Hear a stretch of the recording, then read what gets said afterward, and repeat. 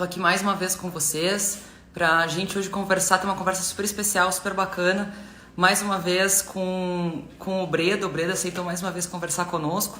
Ele que já participou tanto de evento com a gente já gravou outros vídeos com ele. Então, vai ser um prazer mais uma vez falar com ele. Deixa eu só colocar ele aqui junto conosco. Olá, tudo bem? E aí, tudo bom? Tudo ótimo. Breda, mais uma vez, muito obrigada por participar aqui conosco. Tu sabe que é um prazer, eu sou super tua fã. E é um prazer a gente estar podendo conversar contigo aqui de novo, nesses dias que eu sei que de pouco trabalho não devem ter sido. Já estamos acostumados, já. Tá tudo bem contigo, com a tua família, tudo certo? Tudo certo. Acabei de descobrir que uma irmã minha e um cunhado tiveram corona e não sentiram nada. Deu Ah, que bom, positivado. menos mal. E eu tive tanto com eles assim, eu tô torcendo, eu não fiz o teste ainda, mas tô torcendo para estar já positivo também. Já resolve já. Pelo menos já tá imune e depois pode voltar. É, coisa louca. Mas tá tudo bem, graças a Deus, tudo certo. E vocês aí, Dasal? Tudo certo também, tudo ótimo, graças a Deus. Vamos lá. Na verdade, eu queria, para quem eu imagino que todo mundo aí já conheça muito bem a história do Breda. O Breda é super ativo em rede social, acho que é de longe uma dos gestores mais abertos que a gente tem no mercado, né? Super receptivo, não importa se os fundos estão subindo, não importa se os fundos estão caindo, né? Você está sempre à disposição para conversar com o pessoal. E queria lembrar, na verdade, né, a Alaska, né, o Breda é sócio fundador da Alaska, juntamente com o Luiz Alves, que é uma pessoa maravilhosa e certamente é uma enciclopédia viva dentro do mercado e, né, contribui com certeza bastante. Ajuda muito, é Com certeza. impressionante. Né, lembrando, pessoal, sempre, né, uma das dúvidas que a gente mais recebe é com relação à diferença dos fundos. Eu queria só para a gente esclarecer, logo ali no começo, que a gente tem, né, dentro ali da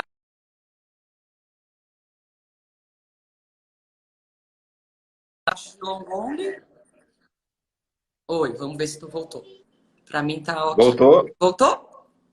Voltou. Então tá Tá bom. tudo certo. Então tá. Então, só lembrando, a gente tem ali duas estratégias principais dentro da casa, né? Uma que é a de long only, que vai ali para o Black, para o institucional, e depois também para a parte dos fundos de previdência. E depois os Perfeito. outros fundos, que são os BDRs, que eles sim têm um mandato bem mais amplo, né? Apesar do nome Isso. BDR ser para Brazilian Depositary Receipts, que a gente poder investir em ações americanas, mas na verdade o mandato do fundo acaba sendo maior e até por isso que a gente tem uma diferença grande com relação até aos retornos dos fundos, independente de qual dos lados, com volatilidade, oscilação. Então é sempre legal a gente lembrar dessas duas diferenças que a gente tem, né? Tá bom, perfeito. Então tá. É, vai variar normalmente do momento de mercado, mas quando a gente achar que a bolsa está naquele terreno mais para barato do que algo caro, isso é, os 120 mil pontos é terreno barato para a gente, só para deixar em perspectiva. Só para deixar claro. Só para deixar claro. Então, o nosso nível de caro é outro nível, né?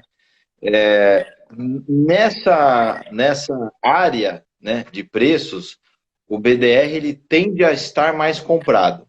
Mais comprado não é só via ações, né? Ações a gente vai só até 100%, não tem alavancagem em ações, não tem termo, nada. Mas vai tender a aparecer alguma coisa a mais para o ataque, né? Uma venda de dólar, uma venda de juros e tal. Quando a gente estiver naquele terreno de bolsa mais caro, aí o BDR, estamos longe disso, mas daqui a uns 8 anos você me cobra.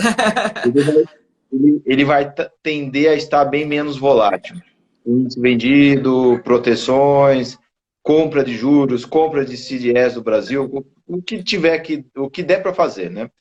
Então, dito isso, o BDR ele está mais exposto ao Brasil, né? Então, nos últimos 2 dias já deu para ter, a bolsa subiu, o BDR subiu mais, hoje subiu razoavelmente mais que o institucional, porque já tem algumas coisinhas um pouco diferentes do que a gente tinha em março, mas depois a gente pode conversar.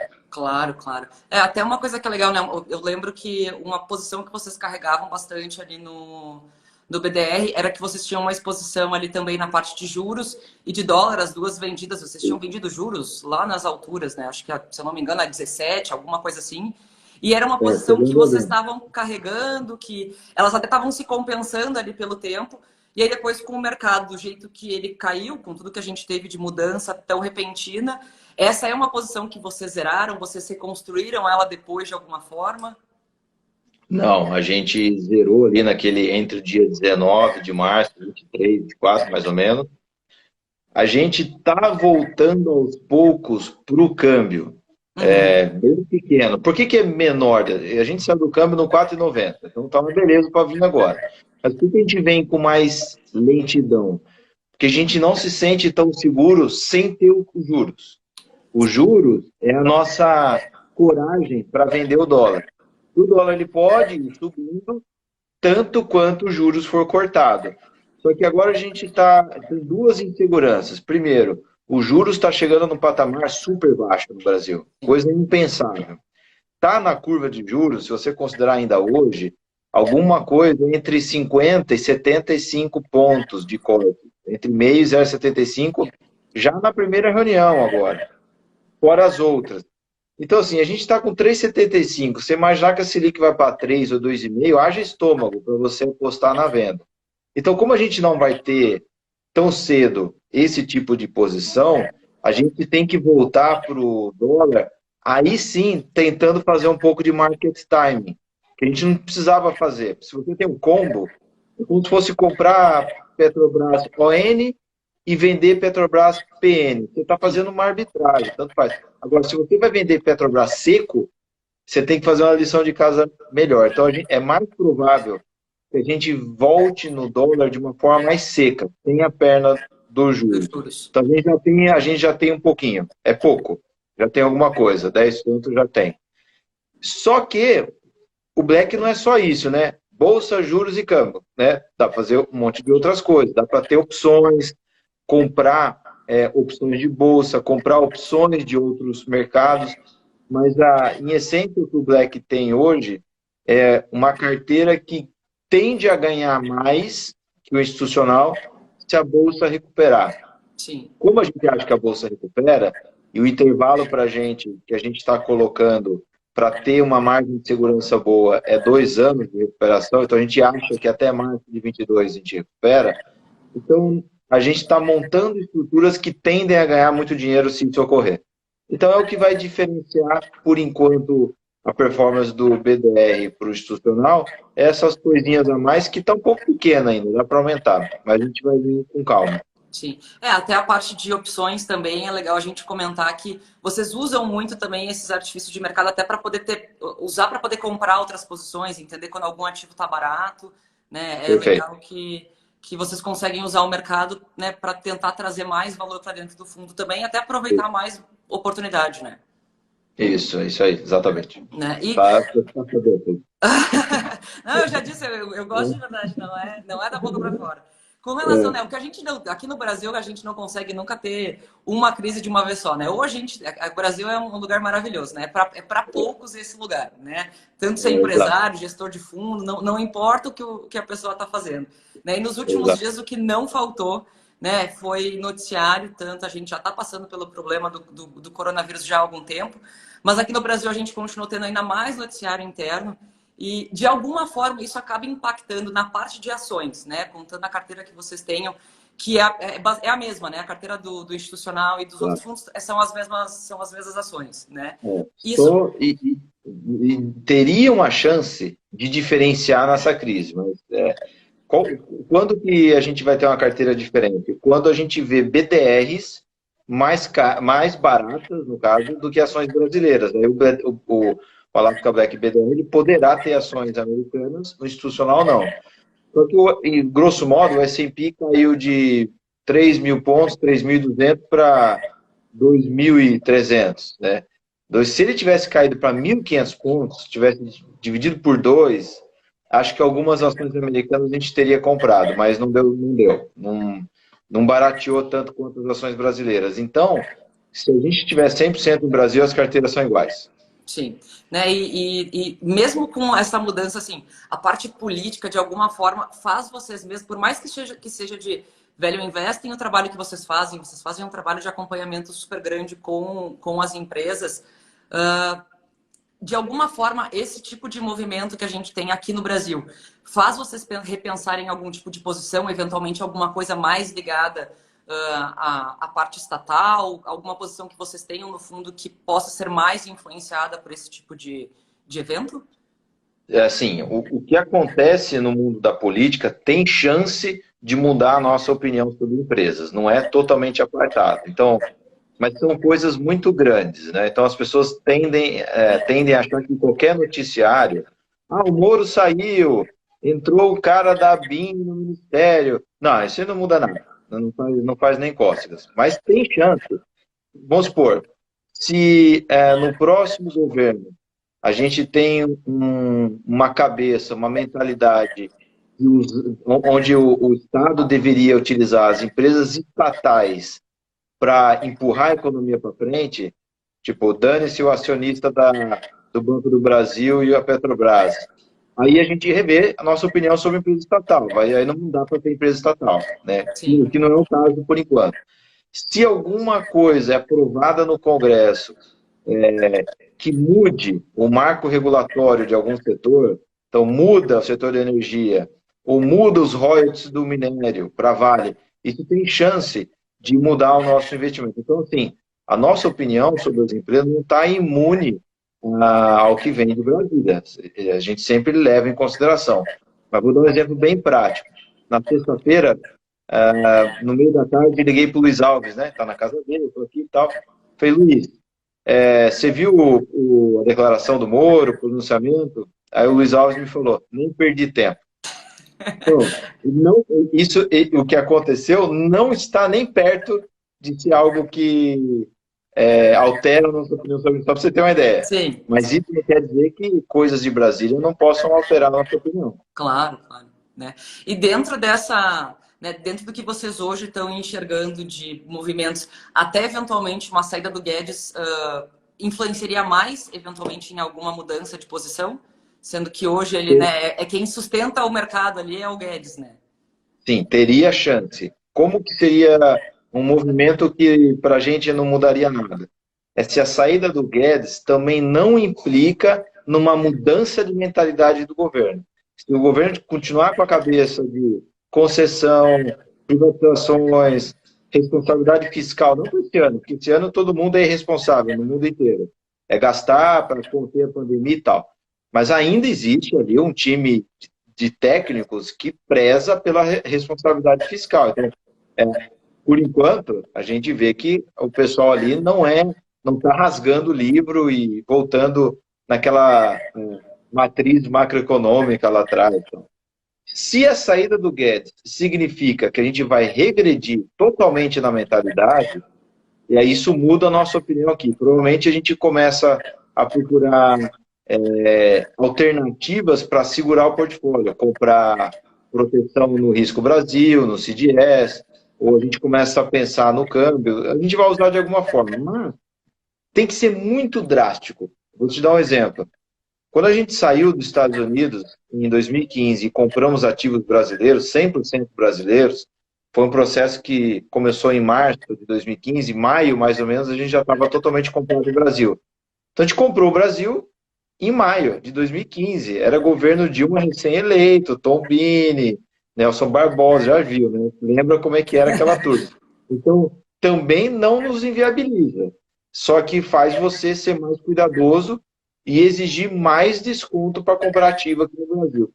Porque, assim, se a gente parar para pensar, os ativos brasileiros, eles têm uma longevidade muito maior do que 1, 2, 3 ou 5 mandatos presidenciais. Então, o mandato ele é transitório. Um governo péssimo, ele vem e vai embora. A companhia boa, ela resiste. Ela toma a pancada macro, mas a vida que continua. Se você olhar a Renner, por exemplo, tem mais de 100 anos a Renner, está aí. Então, tem que ser um negócio bem feio para fazer a gente jogar a toalha e procurar alguma coisa fora do Brasil. A gente aguenta muita pancada, deu para perceber. Sim, é verdade. Né? E dentro ali dessa parte do acompanhamento dos ativos, né? Considerando que a gente vai ter agora, muito provavelmente, uma leva de empresas menores, né? Em especial ali pequenas empresas, médias empresas, que não devem conseguir passar agora por esse momento que a gente está passando, né? Em especial, talvez ali a parte né, de varejo, a parte, né, das empresas menores, a parte de serviços. E isso, de alguma forma, pode acabar beneficiando essas empresas que são as maiores, que são as que a gente tem na bolsa, as posições do fundo? Sim, é o que mais acontece em toda crise, é isso, é o darwinismo, né? Não tem jeito, é ruim para o país, crise é ruim, né? Por cidadão é uma porcaria, você sempre acorda com um incêndio novo, mas, assim, para as empresas listadas em bolsa, eu diria que elas já estão acostumadas com isso, né? Ah, das empresas têm 20, 30, 50 anos, né? Então já passaram por tudo quanto é tipo de crise. E cada crise que o país passa, você tem mais seleção natural das ganhadoras. Isso é péssimo para o brasileiro, porque ele perde duas vezes. Ele perde na crise, porque ele perde emprego, a economia fica fraca e tal, e ele perde de novo, porque ele vai ficando cada vez mais na mão de oligopólios, né? Então, esse varejo no Brasil mata muito, né? Então, você vê Mesbla, morreu, Arapuã, Mapping, não tem jeito, Ricardo Eletro ficou no meio do caminho lá em 2015.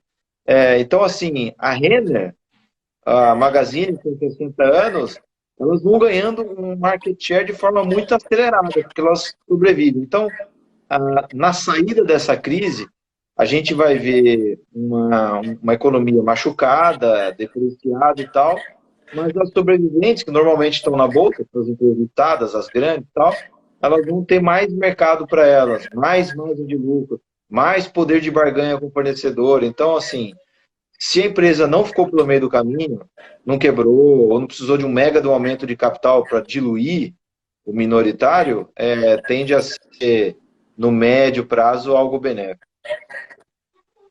Né? Isso acaba acontecendo, na verdade, né? Que nem tu falou, acaba sendo ruim para o Brasil no geral, porque a gente acaba perdendo o que a gente tem de empresas menores, mas de alguma forma isso acaba, né? Talvez daqui a, sei lá, 5, 6, 7 anos, a gente vai acabar vendo empresas que já eram grandes, ainda talvez maiores, exatamente por a gente ter passado por um período como esse, né?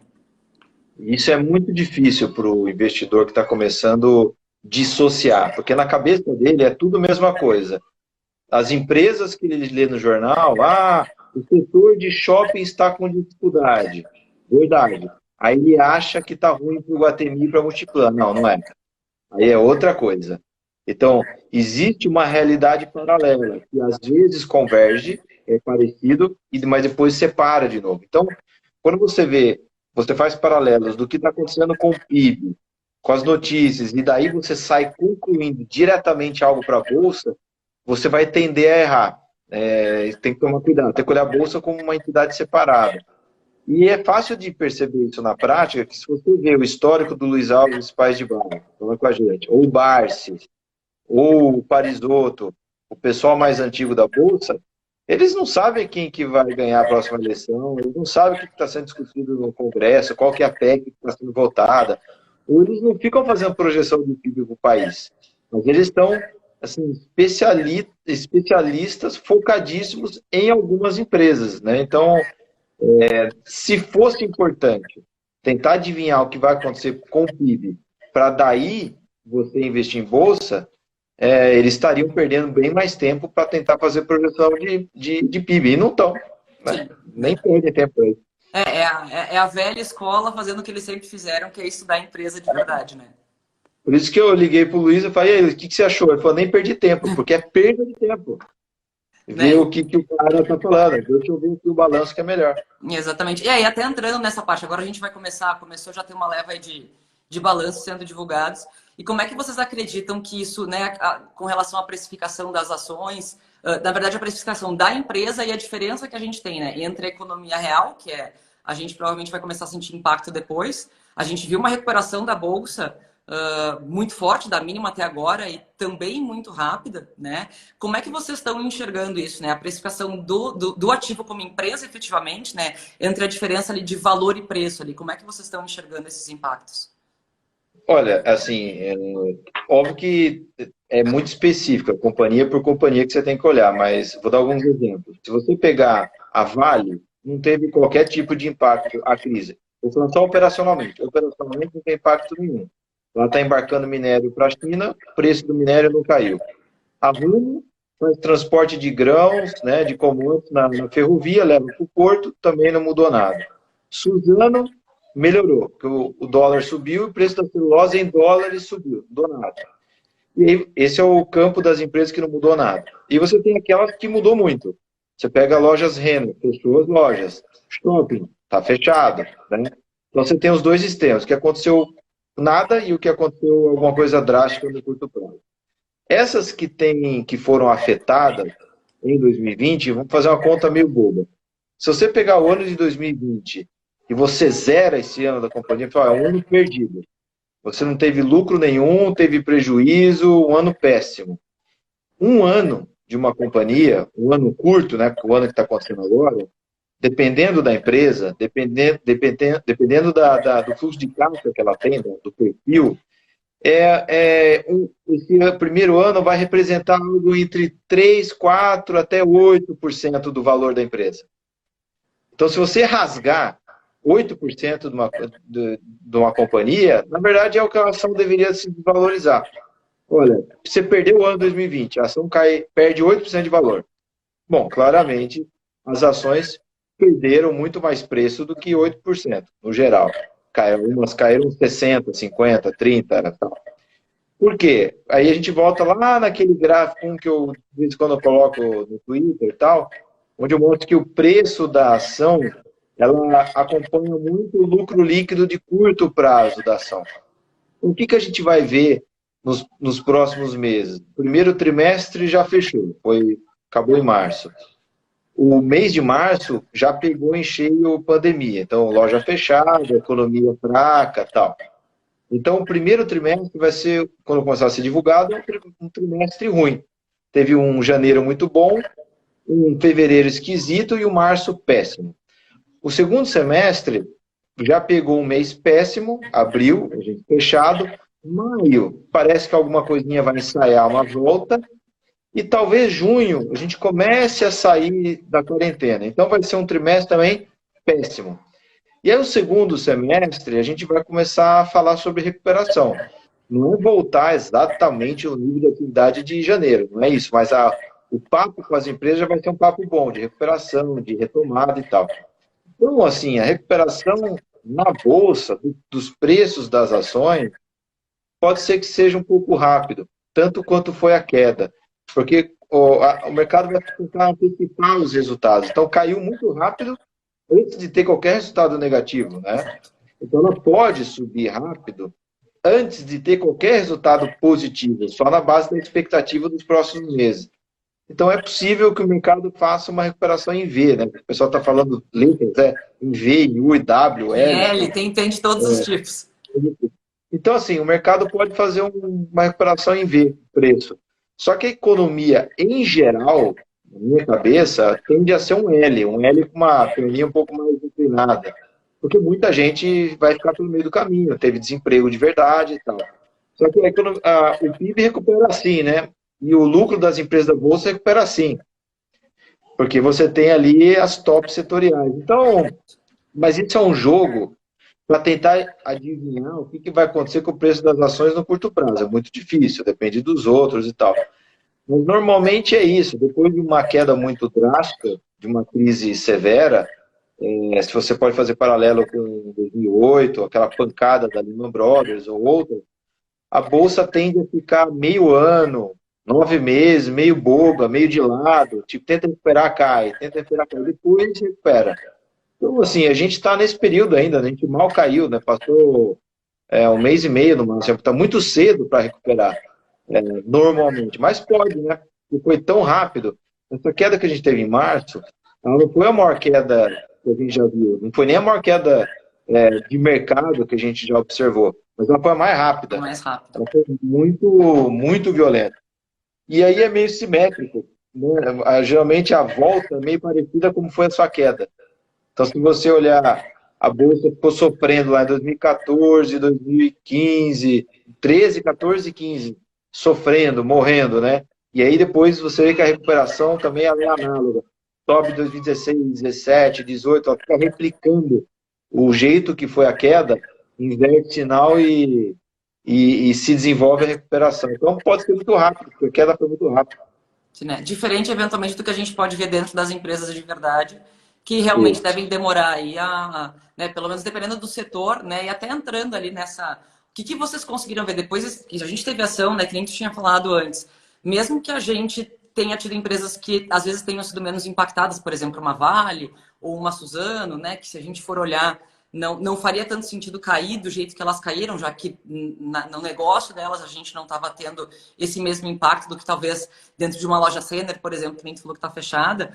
O que vocês tiveram de mudança no portfólio? O que vocês conseguiram aproveitar ou aumentar a posição? Ou posição que não, isso aqui deixou de ser tão interessante, passamos para outra coisa?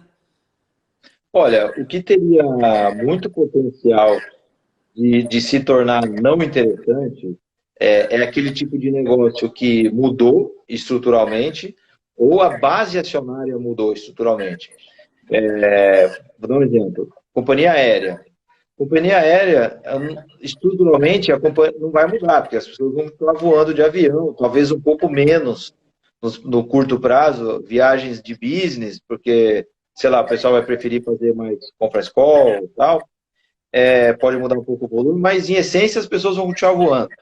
Mas o impacto da crise pode ser tão drástico para as companhias aéreas que pode ser necessário aumento de capital. Se você tem aumento de capital, você muda a base acionária, você tem uma super de uma diluição, e aquela queda de preço de ação que sai de R$ 40 para 5, ela não volta mais para 40, ela vai no máximo para 10, porque você mudou a base acionária. Então, tirando esse tipo de caso, ou algum caso de alguma companhia que esteja super endividada na crise, teve que ficar com loja fechada, tem dívida de curto prazo, não pode pagar e pode quebrar, tirando esses cases, o resto não tem mudança muito drástica a ponto de ter uma diluição da base acionária ou da empresa morrer. Então, essas empresas, elas deveriam ter um comportamento um pouco padrão, sabe? Cai no desespero porque a loja está fechada e a ação volta a subir quando a loja abre. É um negócio meio ridículo, eu sei, mas é assim que funciona. Então, no começo da queda, a gente deixou aumentar muito as posições de papel e celulose, elas aguentam muito o tranco, né? Dolarizada, exportadora, ganhou volume, ganhou preço. A gente não sabe a extensão da pandemia nos primeiros dias, por mais que você fale assim, não, pandemia, tem começo, meio e fim, né? Uma hora descobre um soro, você tem o tal da imunização de rebanho, mas se antes de você chegar no pico tiver que morrer 10 milhões de pessoas, é um negócio que demora muito, é muito ruim. Você não sabe a extensão da crise, a gente aumentou bastante aquelas posições, principalmente papel e celulose. Como o fundo é 100% comprado, a gente teve que vender algumas coisas para comprar mais Suzano e mais Klabin. A gente diminuiu o Petrobras, questões do petróleo, confusão na Arábia Saudita e Rússia. A gente diminuiu Vale, que é uma commodity que não caiu, a celulose já caiu anos atrás, então ela já teve ajuste, o minério em tese poderia ter algum ajuste, a ação não caiu, a gente vendeu. E outra que a gente vendeu um pouco, porque a gente ficou inseguro com o preço do polietileno, polipropileno, é a Braskem. No olho da crise, lá depois daqueles 6 circuit breakers lá, a gente começou a ver preços ridículos e um monte de ação. E algumas são ganhadoras, na nossa cabeça, muito claras dessa crise. E-commerce é um negócio que não para de crescer. Eu acho que essa crise deu um empurrãozinho para esse setor, então a gente comprou muita Magazine Luiza lá embaixo. Ensino à distância, né, o EAD, é um negócio que vai ser cada vez mais utilizado, tanto no ensino superior quanto no ensino básico, criança. Então, a gente aumentou muito em Cogna, que chegou na casa dos R$3. E aí, a gente começou a desfazer um pouquinho aquela posição gigantesca que a gente fez em Suzano e Klabin. E no final do mês de março, a gente conseguiu comprar 2 empresas também novas, que o fundo não tinha. Como a gente está montando posição ainda, estou segurando um pouco os nomes para não atrapalhar, mas são 2 empresas que são focadas no mercado doméstico brasileiro, serviço e varejo. Sempre foi muito difícil de comprar, sempre muito cara, mas estourou uma bomba nuclear nos setores dela, né, por conta da pandemia. Então, isso causou um desconto grande no tempo e no preço, e isso possibilitou que a gente comprasse. Então, a gente adicionou duas empresas, diluímos mais, né, as outras, a gente não matou nenhum nome, e os principais continuam ali, Magazine, Cogna, Suzano, Klabin, Braskem, Aliança Sonai, Rumo, Petro, essa turma aí explica 85% do fundo. Sim. E as duas posições novas são intermediárias, posições que são importantes, que a gente conseguiu encaixar no fundo. Falta aumentar mais um pouquinho e depois eu falo qual que é. Né, uma, né, o pessoal sempre, todo mundo conhece muito o fundo até por causa do Magazine Luiza. E até é legal, assim, além do próprio Magazine, né, que eu sei já que vocês, né, o fundo já tem há bastante tempo a posição, conseguiram aumentar agora aproveitando realmente a queda de preço que tinha. Tem mais algum tipo alguma outra ação da parte de varejo que vocês entendem que pode estar interessante, mesmo que ainda não faça parte do fundo, mas que vocês estão ali namorando, estão de olho? Olha, assim, eu vou jogar alguns nomes que para a gente sempre interessou. Arezzo é uma top do setor dela, calçado, as pessoas vão continuar utilizando sapatos da Arezzo, Schutz, Anacapri, isso aí não vai sumir, e ela tem uma vantagem competitiva grande versus os concorrentes, mais organizada e tal. A Renner, nem preciso falar, a Renner parada em vestuário, uma referência, né, anos, tem décadas de existência no Brasil, super bem tocada. A Guararapes também, ela tem um modelo meio parecido com a Renner, tem alguma diferenciação regional, mas também bem tocada, é forte e tal. Eu poderia dizer C&A, mas como nunca olhamos a fundo, prefiro não colocar nesse grupo. Mas são empresas que têm grande chance de sair dessa crise muito melhor do que entrou. Não em junho aqui, em junho, agosto, estão tudo lambendo ferida, estão machucados. Mas, assim, vão ficar de pé, vão continuar existindo. E se a gente imaginar 2021, 2022 e 2023, elas tendem a ganhar muito espaço em cima dos concorrentes que são mais desorganizados, vão morrer também. Então, são empresas que a gente sempre olha e certamente devem estar dando chance para comprar. Sim, né? É um exemplo. São exemplos ali que é importante. Até um ativo que bastante gente tem perguntado ali com relação ao fundo é com relação a IOSP Maxon, Ah, tá. né, que acho que é É, legal esqueci de falar. tentar entender um pouquinho do porquê que tem o ativo dentro do fundo. A razão, sim, ela é muito sem graça, né? Porque a razão tá barato, né? Ficou muito barato, a gente compra. Mas tem coisas que parecem barato e você tem dúvidas com relação à sustentabilidade do negócio. Então, por exemplo, não é o caso. Eu acho que até melhorou muito para banco, por exemplo, mas vamos supor, lá em janeiro você poderia perguntar alguma coisa de banco e falar assim, olha, parece que está barato, mas estou com medo de fintech, as empresas de tecnologia, banco digital, concorrência, as plataformas, mudança de mentalidade, pode ser que esse barato do banco, na verdade, seja o início de uma derrocada, né, de mudança de modelo de negócio. Acho que a crise veio até para reforçar a vida dos bancões. Acho que melhorou. Né? A gente não tem nenhum bancão, mas a gente está olhando com bons olhos. Então, assim, na IOSP poderia ser eficaz. Olha, a empresa tem múltiplos super baratos, tem um dividend yield altíssimo, mas o negócio de roda está comprometido no mundo, tal, tal. Mas não é o caso. Né? Então, você pode até discutir se o carro vai ser movido a álcool, energia elétrica, gasolina, petróleo e tal, mas que ele vai ter roda, ele vai. Né? Eu comprei por rodas. Eu acho que o negócio vai ficar complicado quando o carro virar voador, mas não é o caso. Então, ela é super competente, uma companhia global, tem plantas aí em 14 países, mais ou menos. Tem exposição na Turquia, na China, Brasil, Estados Unidos e tal. E ela é líder no mundo, só que ela é muito fraca em rodas de alumínio, por exemplo. Tem margem 3, 4 vezes maior. Ela é oitava no mundo em rodas de alumínio, embora ela seja a maior fabricante de rodas do mundo. E ela está migrando produção, e está mudando o mix, está aumentando mais rodas de alumínio, que é um valor agregado muito alto, né? Então, ela consegue aumentar bastante a geração de caixa e o lucro dela, sem mudar o volume de rodas produzidas, só começando a entrar num segmento mais premium. E a gente conhece os donos, a família IOSP, o conselho é super forte, o Family Office da VEG está lá na IOSC, então a gente conhece a governança, gosta e tá barato. Aí, mas assim, é uma ação que ela é mid cap, né, mediana, ou small cap, você pode considerar, então não dá para a gente ter muito nos fundos, é da ordem de 3% e tá bom. É mais ou menos isso que a gente vai ter. Sim, mas acaba, né, é também até uma alternativa para diversificar, mas que nem tu falou, né? Até pela liquidez, às vezes mesmo sendo um ativo que vocês possam considerar mais interessante, às vezes nem o mercado permite, né, ter uma exposição, às vezes, tão relevante dentro da carteira, né? A gente, na verdade, gosta de ter um tamanho que, se ela cair demais, a gente tem espaço para aumentar. Se para a gente construir então, para a gente construir essa posição, não foi difícil. Isso que é curioso. As pessoas tendem a achar que small cap ou mid cap é difícil de você operar.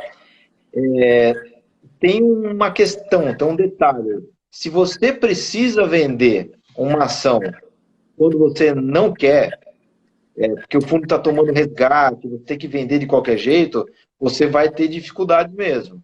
Porque você vai precisar vender quando todo mundo quer vender também. Então não dá.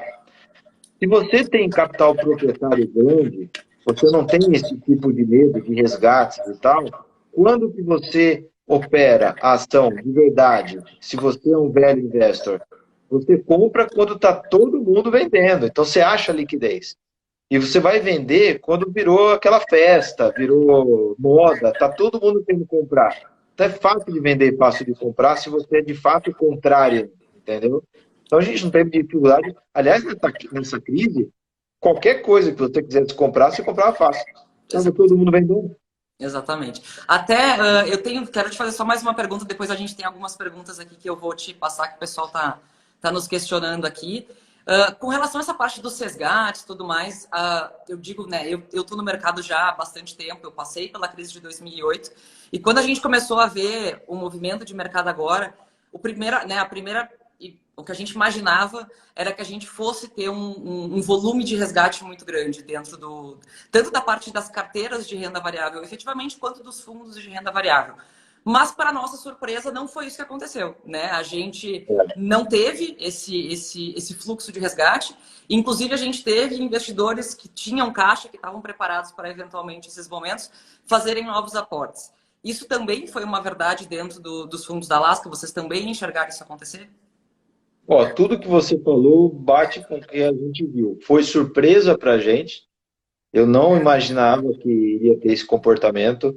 Por mais que a gente tenha esforço de educação financeira, transparência, estar sempre junto falando, eu acho que estaria muito cedo para o brasileiro dar esse salto de maturidade e tal. Por alguma razão, o comportamento foi espetacular, assim. Eu acho que não foi só no fundo da Alaska, acho que na indústria de fundos de ações teve um padrão mais ou menos parecido. Então, foi uma enorme surpresa positiva. Acho que a pessoa que está aumentando agora, ou o cara que acabou de chegar, vai ficar feliz da vida daqui a um tempo, então, porque acho que é um momento de compra bom. Eu acho que tem várias razões para isso. Acho que o CDI baixo ajuda muito. Se o CDI tivesse 20%, o cara zera a bolsa, vai para o CDI, né? É muito fácil. Acho que tem a ver um pouco com transparência, educação financeira, as plataformas, XP, esse tipo de abertura e todas as outras que estão aí também. Então, tem uma mudança de idade, geração também. O cara que está chegando no mercado, querendo investir, pessoa nova, acho que não tem mais aquela mentalidade de eu vou conversar com o gerente do meu banco, vou tentar pegar um CDB e um consórcio aqui para diversificar meu investimento. Acho que não pensa mais assim. Então, é uma soma de várias coisas. Eu fico super surpreso com isso, acho bom. Isso dá uma estabilidade boa para os fundos trabalharem. A gente estava preparado para o pior. O fundo tem liquidez grande nas ações e muito capital do sócio. Então, se acontecesse de todo mundo ir embora ao mesmo tempo, a gente venderia e continuaria a vida normalmente. Então, bom que não aconteceu. Bom, principalmente para quem vai ficar, né? Porque para a gente não sai mesmo, então não muda nada. Mas é muito bom o que aconteceu. É a nossa concepção. E continua, todo dia entrando alguma coisa.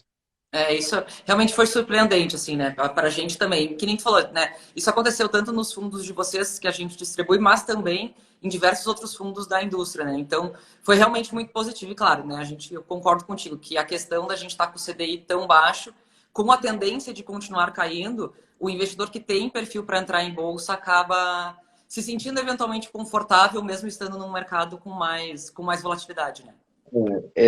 Todo esse ambiente de plataformas, transparência, o CDI baixo, o amálgama disso tudo, o que junta todas as pontas é a sua profissão. É o que tem de diferente nessa crise. Então, gestor existia em 2008, não resolveu nada, né? Teve resgate também. Fundos existia, né? Varejo já tinha alguma coisa, mas a profissão do assessor para pegar na mão do cara, desenhar com ele a carteira de fundos, mostrar benefício de diversificação, alongar o perfil, né, o horizonte de investimento dele, acho que quem faz esse olho no olho são vocês. Então, acho que o principal protagonismo aí disso tudo é o que você tem feito aí, os seus colegas. Acho que essa é a diferença. E também digo do outro lado, né? Eu não, antigamente, ali, se a gente pegar de 2008, que foi a última queda que a gente tinha tido maior, a gente não tinha tanta informação, né? Não tinha o Breda do outro lado falando sobre o fundo, não tinha, né? A gente não tinha esse tipo de conteúdo tão dinâmico dentro da. A gente não tinha, absolutamente, não era nem parecido com o que é hoje, né? Então, isso certamente acaba fazendo a diferença para que as pessoas se sintam confortáveis para aumentar sua posição ou para eventualmente fazer um aporte quando ela está começando, né? Né? Que bom. Né? Eu tenho algumas perguntas aqui, o pessoal nos mandou algumas perguntas agora enquanto que a gente estava falando. Eu vou selecionar algumas, porque tem várias aqui, a gente não vai conseguir passar por todas. Algumas até a gente já respondeu com relação a. O pessoal tinha perguntado com relação. O Rafael perguntou com relação ao Guedes, a gente começou falando sobre isso. A gente tem. Tá no lucro. Ele perguntou se tem algum tipo de ação dentro do portfólio que seja da parte de tecnologia. Ou se não, né, se vocês enxergam que tem alguma oportunidade. Ah, eu não sei o que ele quer dizer com tecnologia ímpar. Deve ser ou o Banco Inter, ou o TOTUS, É, talvez Lynx, mas a gente gosta muito da TOTUS, não temos, tivemos no passado, ela é uma investível nossa, não tem. Mas eu acho que a emblemática a de tecnologia mesmo aí, número um, é a Magazine, né? Não tem nem que discutir. Esses caras aí vão terminar esse ano com 2.000 programadores no Luiza Labs. Acho que mais tecnologia que isso é difícil. é verdade, né? Eles acabaram virando uma empresa que até, né, eles transcenderam o que era o negócio inicial deles para realmente, eu concordo contigo, acabaram se tornando até uma empresa de tecnologia mesmo, né? Mas para falar do setor específico, talvez a TOTO a gente poderia investir no futuro. Já tivemos, mas não tem nenhuma dita de tecnologia, como se coloca, não tem nenhum. Não tem nenhuma. Até o Pedro tinha perguntado a mesma coisa com relação a TOTUS, positivo. Então, né, fica a informação de que hoje não tem nenhuma no fundo e que quem está carregando ali vai ser realmente Magazine Luiza. O pessoal perguntou, a gente tinha falado ali dos bancos, mesmo que vocês hoje não tenham nenhuma posição, né, mas foi uma posição que vocês passaram a olhar, teoricamente, por eles terem ficado mais fortes, para, né, até terem ficado mais baratos, digamos assim, ter feito mais sentido. Hoje, entre Itaú e Bradesco ali, qual que é a visão de vocês?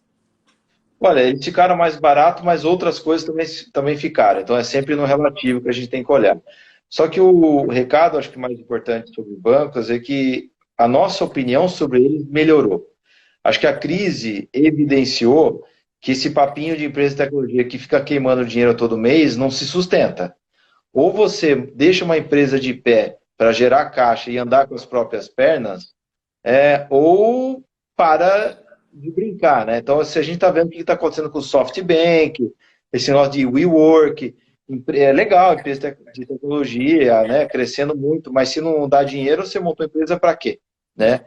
E na hora do vamos ver, na crise, as empresas que foram reforçar o caixa, eles não foram no Banco Inter levantar 3, 4 bilhões, 500 milhões, né? Ninguém vai no Nubank, no C6 para levantar grana de verdade.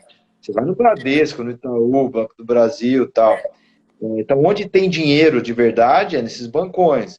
Outra coisa, é muito bonito quando o investidor fica colocando dinheiro todo mês num negócio, né, com a esperança daquilo crescer muito quando o dinheiro é farto, né? Quando está tudo ok e tal. Quando vem uma crise dessa, como é que funciona? O investidor capitalista perdeu o dinheiro nos investimentos dele e ainda aquela fintech começa a demandar mais dinheiro ainda, porque agora nem faturar ela fatura. Então, o risco de morte dessas empresas de tecnologia pura aumentou muito. E aí, o bancão, né, o banco tradicional, que todo mundo achava que estava morto, ou fadado a acabar, ele tem uma chance grande na mão. Ele tem dinheiro e ele pode comprar essas empresas de tecnologia, porque assim, não é totalmente descartável a empresa de tecnologia. Ela pode ter um monte de coisa ruim, mas ali dentro tem algum algoritmo, alguma solução de tecnologia, algum aplicativo que ajuda muito as pessoas, ou que é algo inovador e tal, mas que pode morrer se não tiver capital para bancar aquilo. Então, o bancão pode comprar, colocar dentro da base dele, e pega o que aquela empresa tem de melhor, que é alguns cérebros de algumas pessoas e uma solução tecnológica boa, e dentro do bancão ele escala aquilo, né, para o banco todo. Então, tem uma chance, os bancos têm uma chance de se reinventar, aproveitando para fazer aquisição. Entre os dois bancos, acho que eles estão cada vez mais se diferenciando. O Bradesco está indo cada vez mais para seguros e o Itaú indo cada vez mais para serviços. Pessoalmente, eu não tenho preferência por nenhum. Acho que se o Bradesco for competente em seguros, não tem problema nenhum. E o Itaú, também sendo competente em serviços, também não. Eu acho que o movimento deles está correto, porque o serviço bancário em si, aquela coisa do cidadão ir no banco, guardar dinheiro e investir, e o banco spreadar o cliente em cima, esse negócio está meio ficando cada vez mais com margens baixas.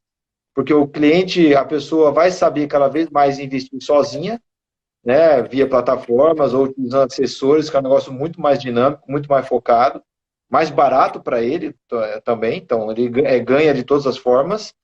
E aquele negócio, aquela áurea super segura do banco, né, de você ter aquele personalité bonitão, ou o Select, né, ou Prime, como se aquilo fosse algo que desse status para a pessoa, proteção, isso está caindo por terra, né? Exato. Aquele cartãozinho roxinho do Nubank vale tanto quanto essas classes aí grandes, chiques dos bancos. Então, o banco ele tem que se reinventar, ele tem que ir para outras áreas para manter a rentabilidade.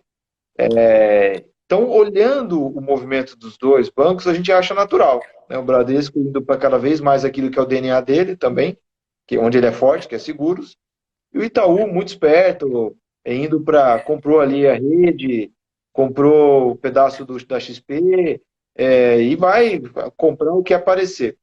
Então a gente olha, a gente gosta, tem capital para caramba, tá barato no relativo com o dinheiro, então esses bancos devem estar. O mais caro deve estar pagando 200% do CDI em dividendo. Então, se você me perguntar entre deixar o dinheiro do CDI ou comprar ação de banco, eu compro ação de banco de olho fechado. Só que ainda não entrou no portfólio porque a gente prefere ter as empresas que a gente acha mais barato do que banco. Mas na margem, a nossa opinião com relação aos bancos melhorou por causa da crise. Sim, acaba sendo, uma oportunidade, né? Tu não é o primeiro gestor que eu tenho conversado que comentou isso dos bancos, né? Que não era um tipo de ativo que estava nas carteiras, mas que passou a ser acompanhado pelo momento, né? E outra dúvida aqui que a gente tinha comentado antes com relação à Braskem, com relação agora né, ter a Braskem dentro do portfólio e o que a gente está vendo agora de esse movimento que a gente está tendo no petróleo. A gente viu pela primeira vez o petróleo sendo negociado negativo. Tudo bem que foi um movimento de mercado, não é, né? Não era, era realmente ali a parte dos contratos tendo que ser zerados. Mas, de alguma forma, vocês enxergam que isso pode impactar na Braskem também, esse movimento que a gente está tendo da Arábia Saudita e a Rússia, as duas, nessa discussão eterna?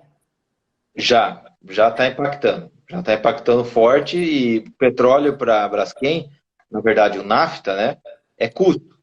Então, assim, o custo está desabando para a Braskem. Então, por mais que o polietileno e o polipropileno, que são dois dos principais produtos que ela faz, por mais que eles também caiam de preço, porque é crise, a demanda caiu e tal, a matéria-prima caiu muito mais. Então, a margem da Braskem está alta. Não era para estar tendo tanta margem de lucro nessa fase do ciclo. Então, a Braskem está tendo por esse preço anormal do petróleo super baixo. Então, a Braskem tá trabalhando com uma capacidade de 70% a 75% nas plantas, o que está maravilhoso, porque você vai, Exato. loja está fechada, né? Então, é um setor que está se aguentando. A Braskem se preparou muito rápido para o corona, né, para o Covid. Então, os funcionários eles estão vivendo dentro das plantas, fazendo períodos, jornadas como se fosse de plataforma. Então, o cara vive 28 dias dentro da fábrica. Então, ali você não tem contato com o mundo externo, você consegue trabalhar e tal. Então, assim, a gente vê que as atitudes que a Braskem toma, ela carrega muito de um negócio que a gente gosta, na verdade, muito, é a parte boa do Grupo Odebrecht. Que o Grupo Odebrecht, tirando tudo que a gente viu ali de Lava Jato e tudo, ele tem executivos e um preparo técnico muito forte. Então, a gente investiu na Braskem ali em 2016, 2017, quando começou a sair as investigações, acordo de leniência, estourou a bomba toda em cima do Grupo Odebrecht e separou, né, o que é Braskem, a parte operacional, com TCU em cima, a Polícia Federal e tal. Portanto, você blindou a empresa e ali a gente entende que a gente ficou com o filé mignon do grupo. Que você tem toda a capacidade técnica do grupo sem o risco de governança. Exato. E é o que a gente vê hoje na Braskem. Então, o momento atual, que a gente não acha que é eterno, é circunstancial, é muito bom para a Braskem, que é um preço de matéria-prima lá no chão, né, lá no chinelo. Então, vai ser um ano onde o EBITDA, o resultado reportado, vai ser extremamente bagunçado, porque você tem que fazer ajuste, variação cambial de dívida, tudo coisa que é não caixa. Mas a geração de caixa da Braskem no ano de 2020 é bem forte. Então, isso para a gente é o que interessa, é o que basta. Então, uma posição intermediária tem mais ou menos de 5% a 6% do fundo, uma posição importante. A gente gosta bastante. Acabou, o mercado sempre acaba, tudo tem os dois lados dentro do mercado, né? Então, o que a gente está vendo serve para isso também. A gente já está chegando, já está quase dando uma hora aqui.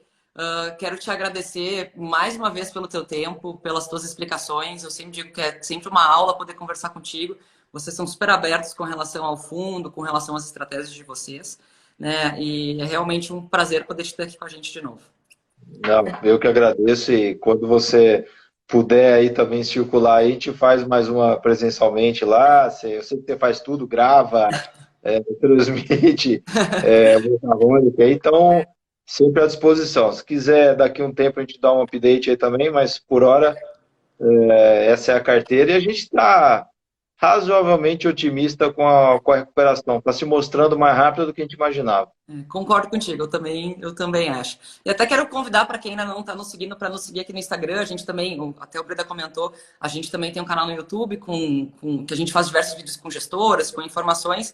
E também no nosso site a gente coloca diversos relatórios gratuitos, realmente para poder manter todo mundo informado. Então eu convido todo mundo que não nos conhece ainda para nos conhecer. Agradeço mais uma vez e só me diz quem é que está mais otimista, tu ou o Luiz Alves? Olha, eu vou te falar rapidinho. Eu falei assim, Luiz, eu estou achando que a Bolsa recupera e em 2 anos, vamos montar essa estrutura aqui e tal, vamos? Ele falou, pode montar. Eu falei, beleza, tá feito, né? Ele falou assim, mas eu acho que você está muito conservador. Não, ele está mais otimista. Então tá ótimo. Obrigada mais uma vez, um prazer falar contigo, Brenda. Obrigado, Até a cara. próxima. Valeu. Tchau, Tchau, tchau. tchau.